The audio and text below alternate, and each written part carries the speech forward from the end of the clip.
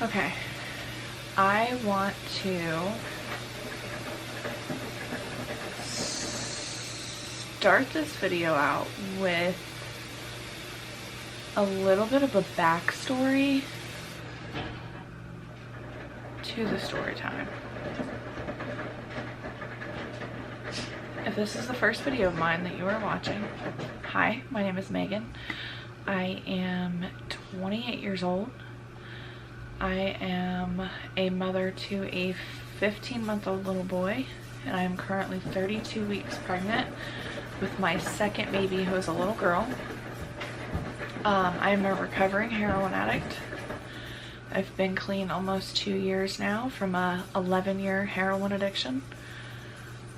And my mother, who I'm talking about in this video,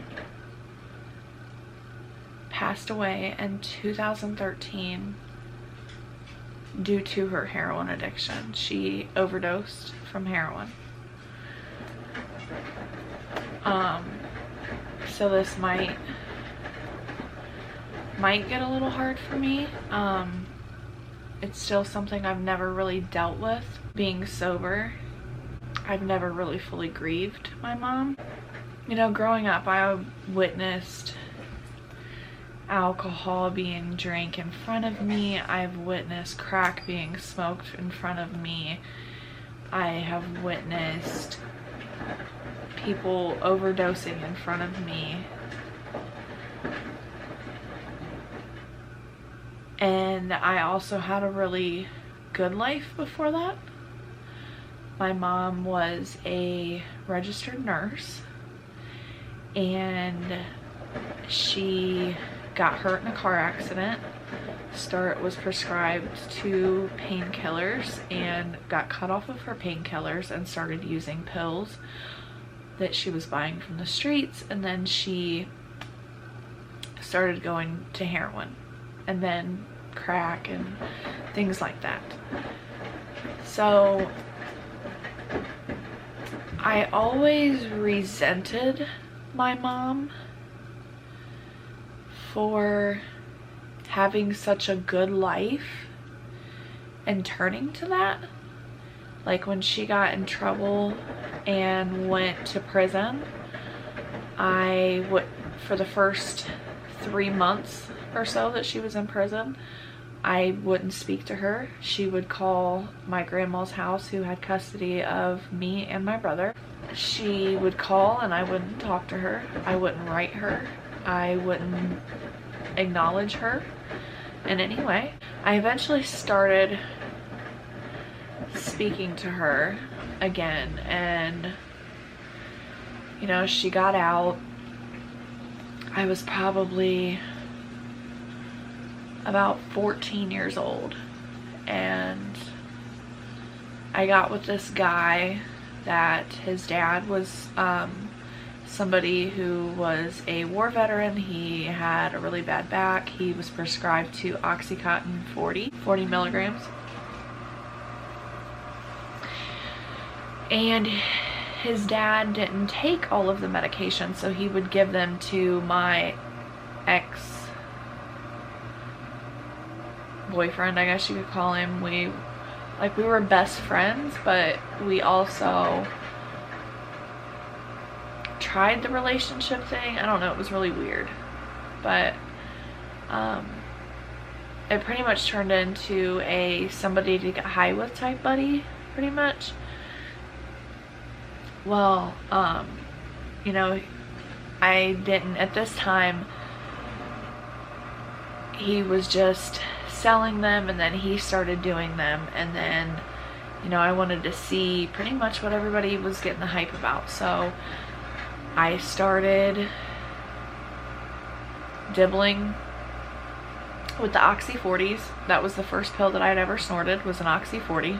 Not the whole thing, of course, because I probably would have died. But especially only being 14 years old. Then I went to, we were probably doing them for about 6 to 8 months.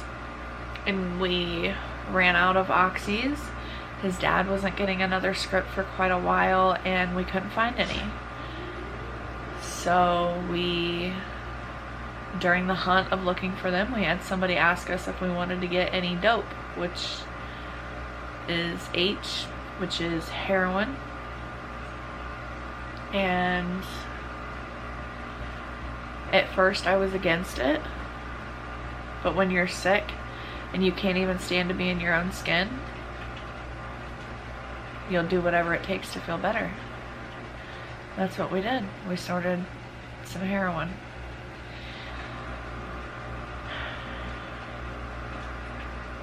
And I hid it from my family for a very long time. A year, actually. I snorted pills for exactly a year before I started shooting heroin at 15 years old.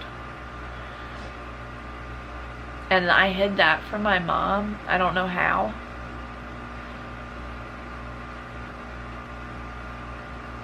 I'm pretty sure, you know, after how I told her and what she told me, I'm pretty sure that's why. And that would be, I was dope sick one day and I needed a ride. I couldn't walk. I could barely sit up without puking my guts up. Literally everything made me sick. I could barely talk without puking, and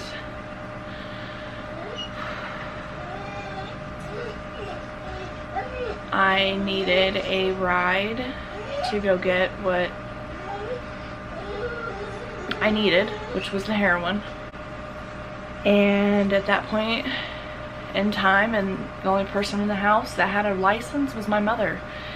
And I asked her for a ride, and she asked me what it was for, and I tried to tell her that somebody had owed me money, because when you're an addict, you will tell somebody whatever just to get what you want, to make yourself feel better. I don't care if I would have had to promise her the world, I would have done it. Even if I knew deep down I couldn't go through with that promise, I wouldn't have cared. Would have never cared. It would have never mattered to me what I would have had to say to her to get that ride. So she gives me the ride, and just with how it happened, I'm pretty sure she knew. I don't think she knew exactly what was going on. Maybe she did, maybe she didn't, I don't know. But I did, on the way back, tell her, like, look, I'm strung out on heroin. And I told her how everything had happened, everything that I had been doing. And she told me that she had been using as well, which there was a few times that I had thought that, because like the belt, her belt would always, my mom always wore a belt, and sometimes I would see it on the bathroom floor and it would still be wrapped up together, like looped together, you know what I mean? And if you're taking your belt off, you're not going to loop like that unless you're using it as like a tourniquet or something. But I just never, I was wrapped up in my own stuff too much to really pay too much attention to it. And she told me that she had also been using. You know, I thought this whole time that she was clean, and she wasn't. Even though I had my suspicions, I still had hope.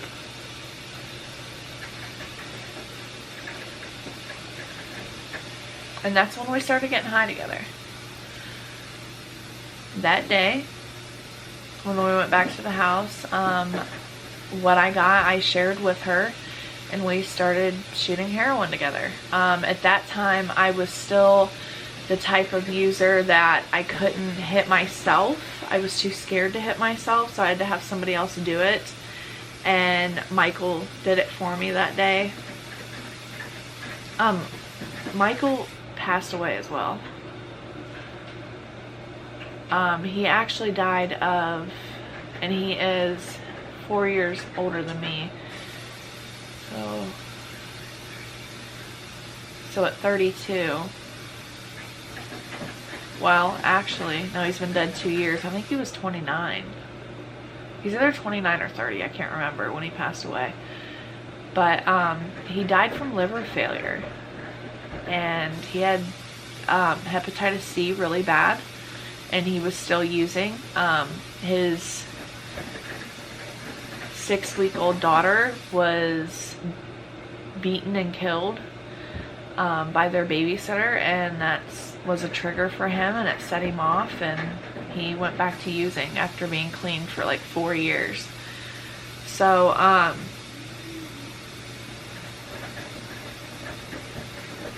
that's when me and my mom started getting high together. We would shoot heroin together. We would smoke crack together. I remember the first time I ever smoked crack with her, I got sick and puked in an ashtray. It was really yucky.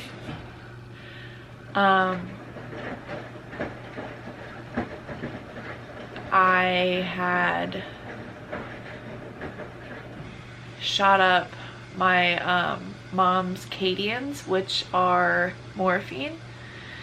She would get those for her back. She had scoliosis, osteoporosis, arthritis. My mom had a lot of back issues.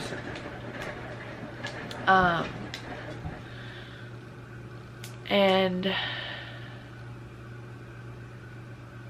you know, my mom, years later, she had went to, you know, rehabs and jails, and it always ended up back to using.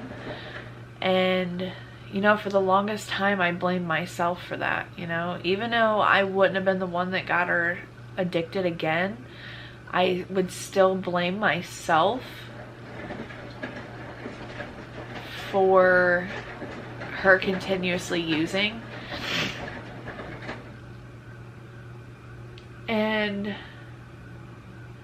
I didn't know until after the fact, after she died, when I got all of her stuff, she had saved her journals from like being in rehab and stuff, and she actually blamed herself for my use. And I wish I would have known that then.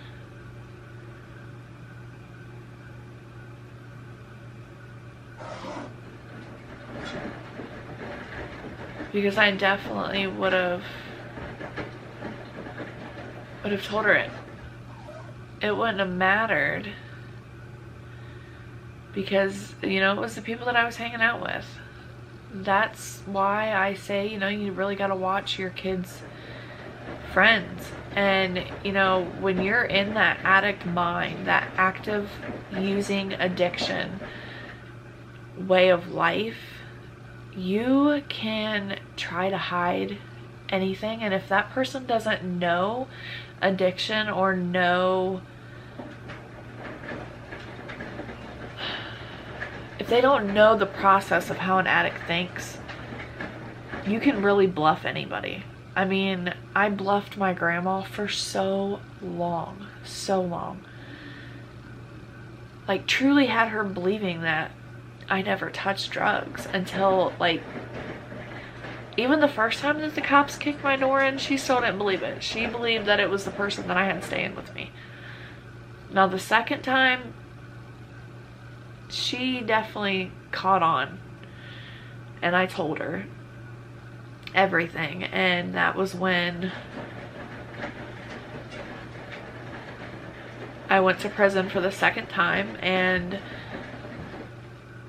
when I got out, I stayed good for quite a while and then relapsed. And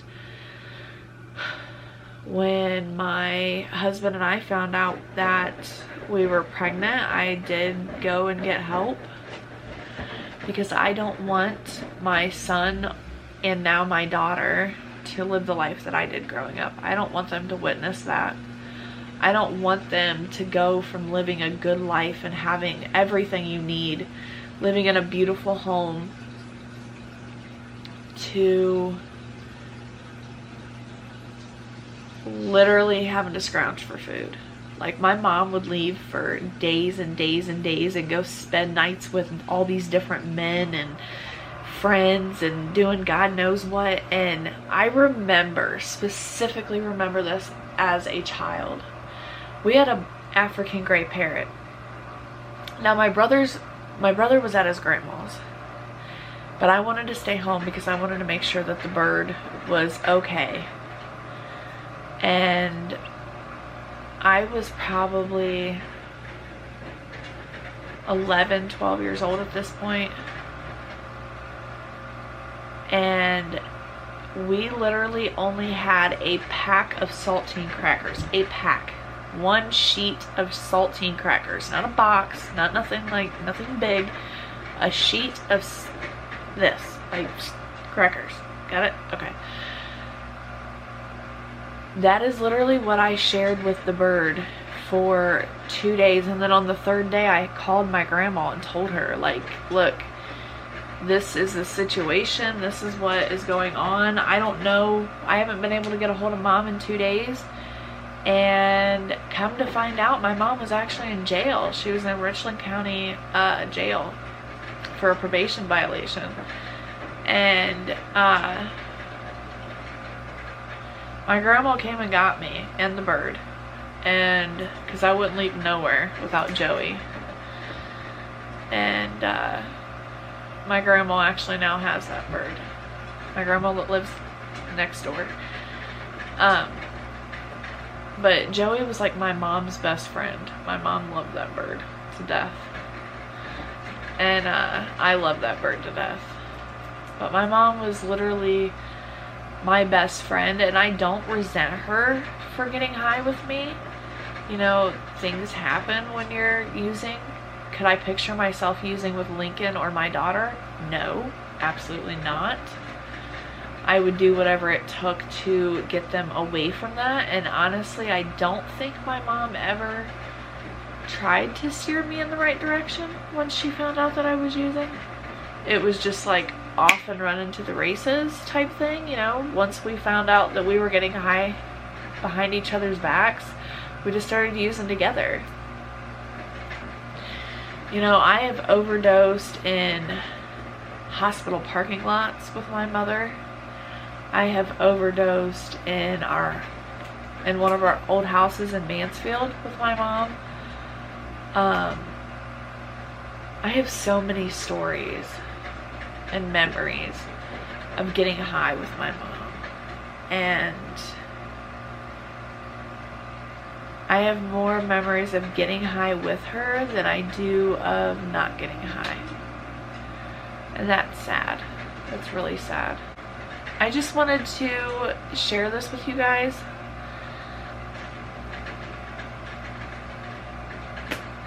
That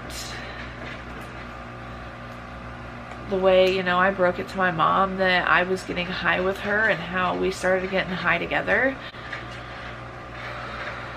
Yeah. If you guys have any questions, you guys can always get a hold of me on Instagram. I will leave my handle posted on the video and also down in the description box. You can comment in the comment section. I also leave my email in every single video. You guys can comment or email me, ask me questions. I can try to help you. My passion is to help hopeless addicts. Just like I used to be. I used to be hopeless. I never thought I could be clean for 2 years. Hell, there was a time that I was clean for 2 years and I relapsed. You know, I went through a outpatient drug rehab for 2 years. Everything always happens in twos in my life. I just noticed that.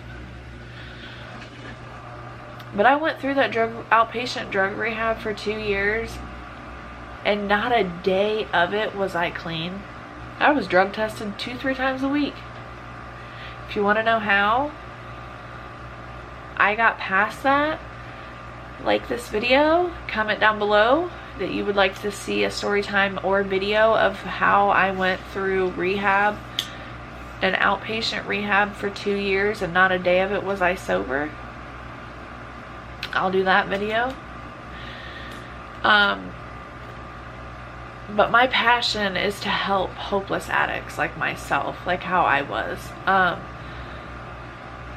Because, you know, you watching this, you might be somebody that's strung out right now. Hell, you could have just got high a couple minutes ago and you were just scrolling through YouTube and come across this video. There is help out there. There is hope for you. You can change. You know, you can't, nobody can change you. And it took me so long to realize this, that there is no help. Nobody can help me make me get clean. I as the addict have to want it. I have to really truly want it. I have been to jail countless times. I have been to prison twice. I have stolen from family members. I have robbed stores, not like robbed stores, but stolen from stores. I have stolen from pawn shops. That's one of the reasons that I went to prison. That's actually a video that I did film that is on my page somewhere. I have done the dumbest things. I prostituted for years. I filmed that too. It's on my channel. But I'm not that person that I was 2 years ago. I am a stronger woman. I am a contributing member of society nowadays. I'm a mother. I'm a wife. I'm a mentor. I'm somebody that wants to help people. I'm compassionate now. I have feelings. I have emotions. And my voice matters. And I want to help people. I want to get that out there. I want to see people be clean. It can happen. If I can do it, you can too. But if you need help, I can help you. I don't know where you live, but you know, if we're talking in an email or a comment or whatever, a message on Instagram, whatever, I will do whatever it takes to help you get the help that you need. But you yourself have to truly, truly want it for you. Truly want it. If the pain is greater than the pleasure of you getting high, you will stop. That's what it took for me. I was tired of literally having nothing. I literally had sold everything. Everything. The only thing I had was my clothes, and that was it. I barely had a phone. I mean, half the time, I probably didn't even have a phone. I probably had a phone, but it probably wasn't hooked up. It was probably getting off on my grandma's Wi-Fi or something. I mean, I don't know. But now I have home. I mean, I've always had this home. I grew up in this home, but like I have a home, a real home, a home with things in it. I have TVs, we have couches, we have cribs, and baby stuff. We have, I mean, everything that we need, food, everything. I mean, you guys are literally sitting on 3 cases of water right now just so I can do this video. But I quit smoking cigarettes. I vape now. They say it's bad for you too, but I feel personally I can breathe so much better now. But the point is, you can change. If I can change, you can change. Or if you're watching this because you are with somebody that's addicted, if they truly want it, they will change. Maybe you can't change them. And that's so hard to grasp. That is so hard to grasp because you want so bad for that person to be clean. I've been on both sides of the fence of it. But yeah, I'm gonna go ahead and end this video. It's pretty long now as it is, and there really isn't much that I'm gonna be able to cut out of it to shorten it up. But I love you guys. Thank you so much for all your love and support. You guys support me. Even though I don't have like a huge following right now, the people that do follow me and support me, you guys say the kindest, sweetest things. I get emails and messages, comments all the time, and you guys are so sweet. Thank you guys so much for all your love and support for my family. We love you guys. We appreciate you guys, and I will see you guys in my next video.